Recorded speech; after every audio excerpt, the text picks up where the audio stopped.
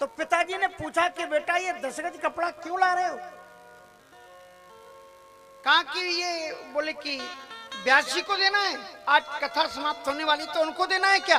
बोले नहीं नहीं नहीं, उनको नहीं देना, ये आपके लिए लाए। मेरे लिए क्यों? कहा कि वो महाराज जी की हम कथा में सुन रहे थे, चौथे पन जावे ने कानन, चौथे पन में लोग जंगल में जाके भजन करते थे, आपकी भी चतुर्थावस्था आ गई, इसलिए आप महाराज जी के साथ में कपड़ा ले जाओ और आप जाओ।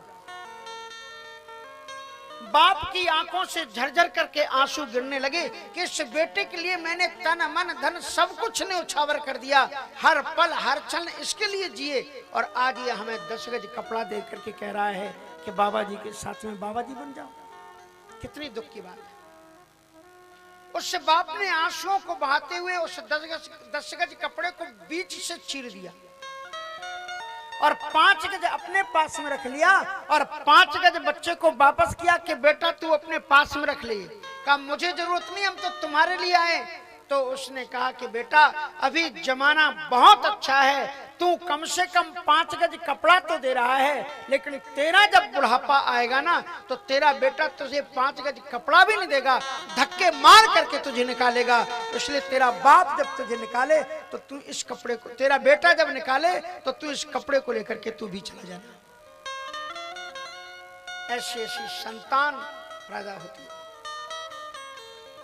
ये रामचरितमानस में हम क्या पढ़ते हैं कि प्रातः काल उठ के रघुनाथा और मातु पितहि गुरु ना वही मां। तो महाराज नैमिषारण्य की पवित्र भूमि पर दोनों लोग चले गए। कौन कौन? महाराज मनु और शत्रुपा। संतों के बीच में गुरु दीक्षा ग्रहण की और कृष्ण शरीर मुनिपट परिधाना, सत समाज नित सुने पुराना।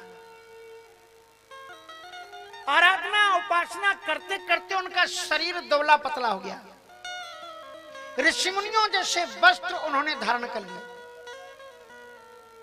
संतों के बीच में बैठ करके निरंतर कथा को श्रवण करते हैं। सज्जनों, कथा भक्ति का पहला और अंतिम सोपान है। कथा का इतना महत्व बताया गया है कि जीवन मुक्त ब्रह्म पर चरित तुझ सुनहि तज ध्यान। जीवन मुक्त ब्रह्म पर, जो लोग जीवन मुक्त हो गए, जीवन मुक्त मानी होते जीते जी मुक्त हो जाना। जीते जी मुक्त माने कैसा होता है?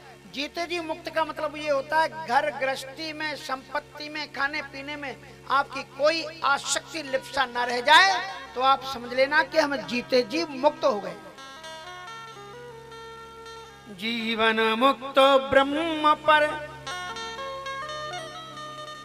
जो लोग जीवन मुक्त हैं और ब्रह्म पारायण हैं, ब्रह्म पारायण मानी उनका हर पल हर क्षण परमात्मा के लिए जी रहे हैं, ऐसे लोग भी कथा को सुनते हैं। जीवन मुक्त ब्रह्म पर चरित सुने तज ध्यान।